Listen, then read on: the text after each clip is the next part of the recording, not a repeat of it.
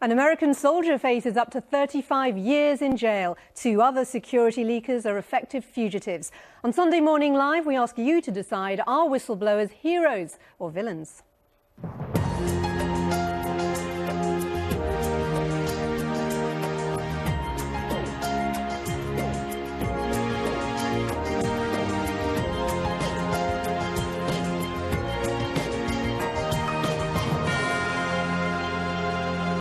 My guests this week are Christina Patterson, a columnist and presenter who's shortlisted for this year's prestigious Orwell Prize for Political Writing. Writer and filmmaker Tariq Ali came to prominence as a leader of the 60s student protest movement and is also editor of the New Left Review. And John Gauntz, a blunt-talking columnist and phone-in host who says he always enjoys challenging the Liberal left. We'll have fun. We want to know what you think at home. If you have a webcam, you can join us via Skype. You can also give your views on Twitter or by phone, and phone calls cost up to 5 pence a minute from most landlines. Calls from mobiles may cost considerably more, and texts will be charged at your standard message rate.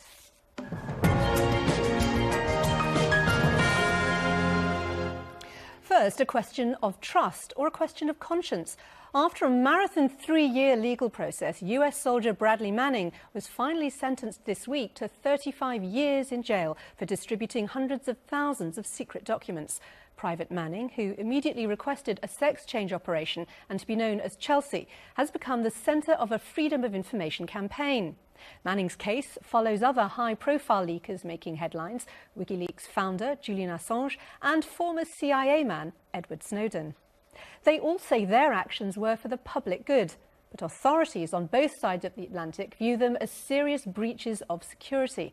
Today on Sunday Morning Live, we examine the ethical dilemma at the heart of these stories. Defenders said Private Manning's actions were those of a patriot motivated by a sense of duty. Manning leaked more than 700,000 classified documents and a video of an American helicopter gunship attack in Iraq, which killed 12 people, including 2 journalists. 5 to 6 individuals with AK-47s. Request permission to engage. Supporters argue that Manning should never have been brought to trial and that it sets a dangerous precedent. Manning's defence lawyer, David Coombs, says the case raises fundamental issues about free speech. We need to decide what freedoms and individual rights we are willing to give up in the name of national security. But the US government said Manning put military and civilian lives at risk and had to face the consequences. Prosecutors had asked for a 60-year sentence to send a strong message to any future potential leakers. WikiLeaks published thousands of the documents Manning leaked. The anti-secrecy website's founder, Julian Assange, sought refuge in the Ecuadorian embassy in London. He is trying to avoid extradition to Sweden, where he's accused of sexually assaulting 2 women, a charge he says is false and politically motivated. Assange also fears eventual prosecution in America. The United States must renounce its witch hunt against WikiLeaks. Another fugitive, Edward Snowden, who worked for the CIA and the US National Security Agency, has recently been granted asylum in Russia. He leaked information about the extent of internet and phone surveillance conducted by the NSA and Britain's own spy centre, GCHQ. So how should we view these modern-day whistleblowers? Are they really moral crusaders with our best interests at heart, disclosing secrets for the greater good? Or a dangerous threat to security forces which depend on surveillance and the secrecy of their operations to keep us all safe? Well, that's a question, Tariq Ali. Are they moral crusaders or are they recklessly endangering security? Well, I think they're very courageous individuals, whatever you think of them or what they've done, because they've essentially put their lives and their careers on the line to tell the public the truth, a truth which it is not getting from mainstream media sources, and that is why I have an enormous respect for them and think they're very, very they're people who should be supported. Well, that's the question for today's text poll. Do whistleblowers risk our security?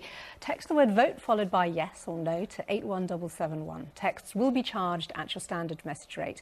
You can only vote once. Go online to vote for free, and results will be announced at the end of the show. And visit bbc.co.uk/Sunday Morning Live, where you can also read full terms and conditions. John Gaunt, do you think we should regard whistleblowers as heroes on security?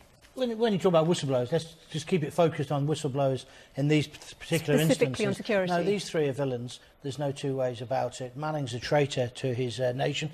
When he joined the army, he was assigned to keep these secrets, just like our military do as well. If we begin to applaud these people and raise them up as almost demigods like Tariq and his ilk will do, we're actually undermining our own security, and it will just set a precedent. It'll get worse and worse. And, you know, interesting, isn't it, that one of them's gone to Russia. Well, that's a bastion of free speech, isn't it, and freedom of the press. The other one's holed up in an embassy and is afraid to go back and face very serious allegations of sexual misconduct. What's his problem? It's easier to extradite him from this country than it is from Sweden. So he's talking absolute nonsense.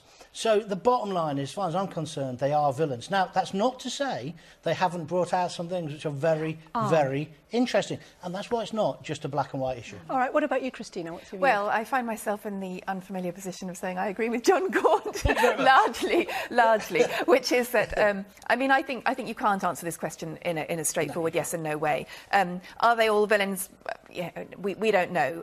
I think that some of what Bradley, now Chelsea Manning, brought out, particularly in relation to the video that exposed horrific murder, and the video was released under the heading "Collateral Murder," and it was collateral murder. This was the gunship footage. The gunship footage, which appeared on WikiLeaks. I think that is awful, and people should know about it. But I do think that the short answer to are these people putting other people's lives at risk is yes. I just want Tariq to respond, because, you know, there are people who think this is different to exposing a specific wrongdoing.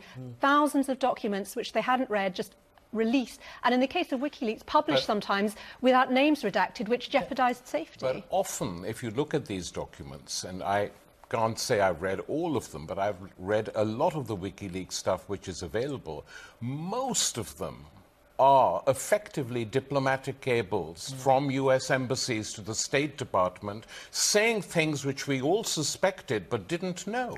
But it is not the case that they threaten lives. That is all, to me, that, I mean, and I agree that some of what has been revealed is probably worth us knowing. But essentially this is based on the premise that information wants to be free, that everything should be transparent. You cannot operate in the world on that basis, and certainly diplomacy Why can't you operate in the world on that basis? It's because the media has changed very considerably. No, it's because it is absolutely unworkable for, in very complex areas like diplomatic relations, to have every single thing released. Also, as well, this country is full of journalists who self-censor themselves. No, that's true.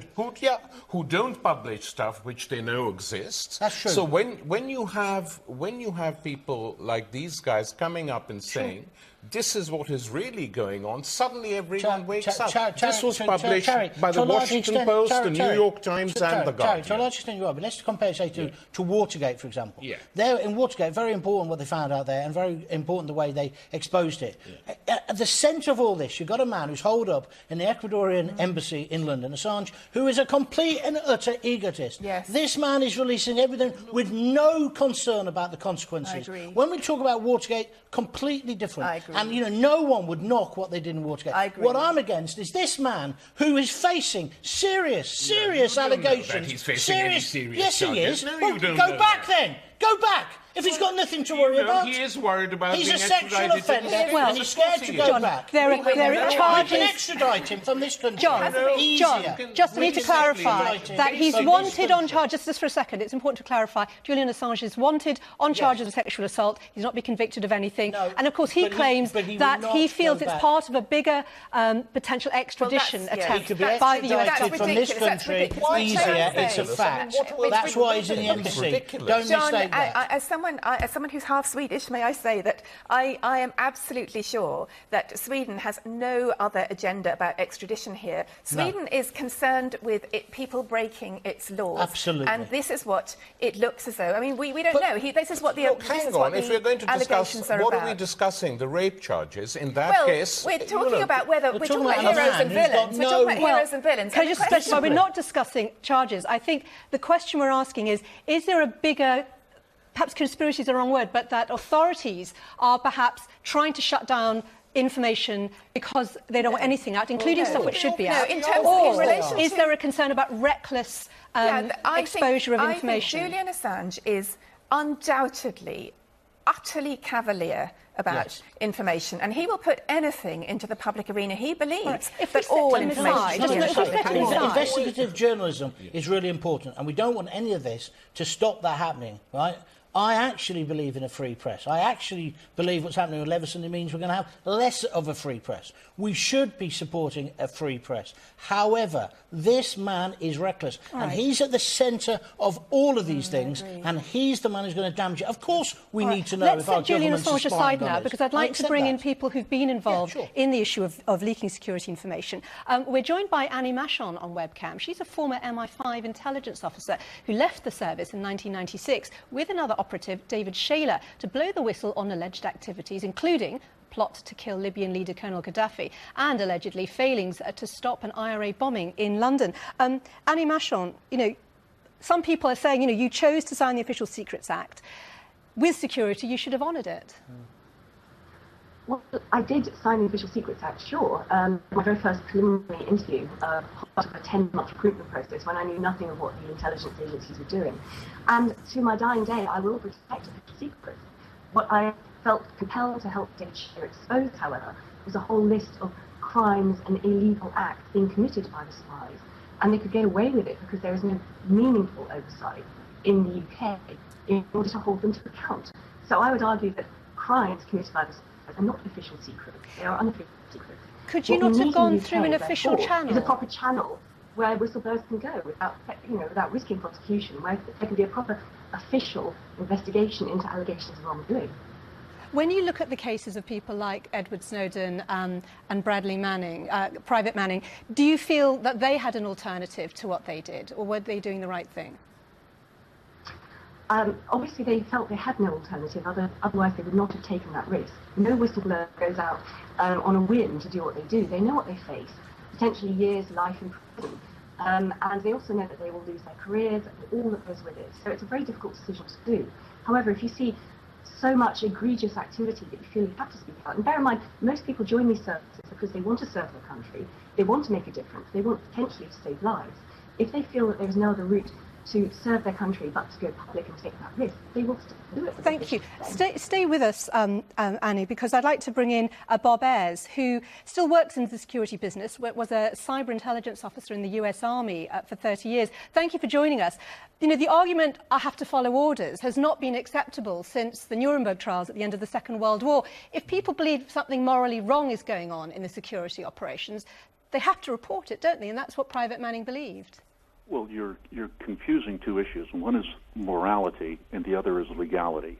If something is wrong in the military, it's a illegal order. If it's not moral, that doesn't necessarily make it illegal. For example, if you're bombing a city center and you're killing civilians, is that moral? Absolutely not. But is it legal in time of war? Yes, it's legal. So we can't confuse the two. What we're talking about here in terms of whistleblowing is individuals substituting their belief in what's right or wrong for the society or the organization that they're a member of. And I believe that's wrong. But there have been cases of military whistleblowers making important disclosures in the past. The Pentagon Papers in, I think, 1971, which revealed some illegal activities around the Vietnam War, the My Lai massacre. There was a conviction as a result of that. Are you saying that's always wrong? What you're arguing is the end justifies the means. And again, you can't decide whether something is right or wrong only after the fact. You have to be able to define in advance what's acceptable behavior. And if you say when someone reveals secrets, for example. If the secrets they reveal turn out to be interesting, then it's acceptable. And if they turn out to be non-interesting or somebody dies as a result of it, it's unacceptable. In Manning's case, he released over 500,000 documents. He hadn't read them. He didn't know what was in them. He didn't know who he was putting at risk, what processes, procedures, operations, or government secrets he was compromising, but he did it anyway. Okay. And that's not for a moral reason. That's just for some sort of egotistical reason. All right, thanks. Stay with us, Bob. I'd like to bring in the panel. Tariq Ali first. Well, the Pentagon papers were released by Daniel Ellsberg, a very senior official in the State Department. He wasn't actually in the military. He took them straight to the New York Times, and after consideration, they published them. He was charged, but by and large, not very much was done to him. He traveled the United States, speaking in city after city against the war. But Bob seems to be arguing... The thing is, that what these things happens shouldn't to be done that way. people like Private Manning and others? They see something which they cannot tolerate or take. After all, they are serving in the army, or in the case of Snowden, working for the CIA. When does the breaking point come? That's the question. Sure. Something happens, and they say, okay, enough is enough. I can't take this anymore. I'm going to expose all this. With Manning, it was some of the massacres he witnessed. With Snowden, it was seeing his boss actually tell lies to the Senate committee about something senators were asking him. I think with Manning, we also have to point out that he has admitted that he was in a very, very frail mental state at the time. He had profound issues with his sexuality. He's now asked to be talked about as a woman, and his, and to be called Chelsea and so on. So I think a matter of conscience. I mean, we can all have, twinges of conscience and all kinds of things, but I don't think that's justification to release 500,000 documents that you haven't read. And it comes back to what the guest said there, the American chap, the fact that Manning has just released everything. Snowden, everything.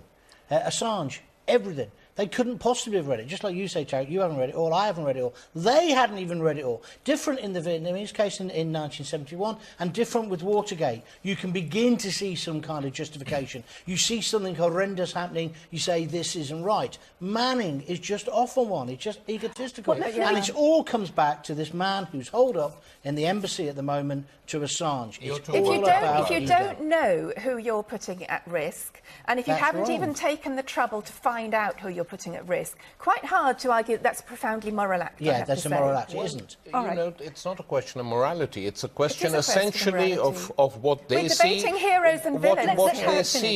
What they see as their consciences. They cannot accept it any longer. You don't know any more than anyone else whether it is a question of security. This is what you've been told by government sources and intelligence sources, and you accept it. Nonsense. I don't know whether it is a question of security or not. All right. We haven't had the information. I just want to broaden it out a little. I'd like to bring in Gavin McFadden, who's from Whistleblowers UK, a support organisation in this country. We've been talking very much about security, but of course we have been hearing these whistleblowing cases in the NHS, in a hospital, in companies. Is there a moral difference between whistleblowing in those kinds of organisations and in the military, where we've heard concern about national security? I don't think there is any substantive difference. I think it's wrong to conflate security and blowing the whistle. It's usually, in almost all cases, an issue of embarrassment of officials caught out lying, breaking the law, murdering civilians. It's wrongdoing, hiding behind secrecy. Now, how has Britain's security been threatened? You might well ask that question, because in the Bradley Manning case, 2 security officials testified in the case, which I'm sure some of you may know, to say that no one had been hurt, let alone killed, by any of the information released by Manning or the WikiLeaks documents. Let me also correct something else. I was involved in the transmission of some of the materials we're talking about in the Iraq war logs onto Channel 4, and I can tell you that there were thousands and thousands of pages that were indeed redacted by whistleblowers, but by Bradley Manning's people and all the rest of it. I mean, I think the idea that somehow people just dump this stuff out in some cavalier fashion is not, it's ridiculous and nonsense. You've raised a really good... It betrays any meaningful comprehension of what actually went on. Thank you, Gavin. I think the key word there used was the idea that it's about embarrassment for the authorities. Thank you so much, Gavin McFadden. John first, your thoughts? Yeah, I mean, obviously, there is an embarrassment factor there, isn't it? And then the whole point is that, some of what our governments are getting up to is not palatable. We understand that. But what gives these people the right to suddenly put other people's lives at risk? Who elected Bradley Manning? Who elected Assange? Who allowed these people to get into this position and then be able to act as some sort of moral arbiter for the rest of us? I say he wasn't elected because he was a soldier. Yeah, so he was a soldier in the United States briefly, Army. What's your view on how this debate kind of has gone in a way? Because, you know, you've seen previous protests around this issue. A lot of people are saying this isn't about freedom of speech. No. Well, I think in the case of Snowden, it is. He's showing that the surveillance of virtually every citizen by the NSA and the GCHQ is taking place. I mean, what is this about if not the freedom of information? Thank you. And do you think that will be different in Russia, where he's now holed up? Well, no. Well, we won't go into that now. I'd like to bring in a few comments. I'd like to just go on very briefly, Tarek. It was always made against the Stasi in Germany, which is why the German reaction has been very, very careful on this, saying, what do the Stasi do? They spy on everyone. Now it happens, Western governments, or particularly the United States and Britain, have the facilities to spy on everyone, and people are told, don't be scandalized. I mean, you know, the double standards are really grotesque. This is a really difficult one, but I'm afraid we do have to leave it there. We will come back to comment, of course, at the end with the poll results, so thank you all very much indeed. The vote on this is very much open. The question, do whistleblowers risk our security? Remember, you can only vote once. If you think they do, text the word vote followed by yes. If you think they don't, text vote followed by no. Our text number is 81771. Texts will be charged at your standard message rate. You have around 20 minutes before the vote closes.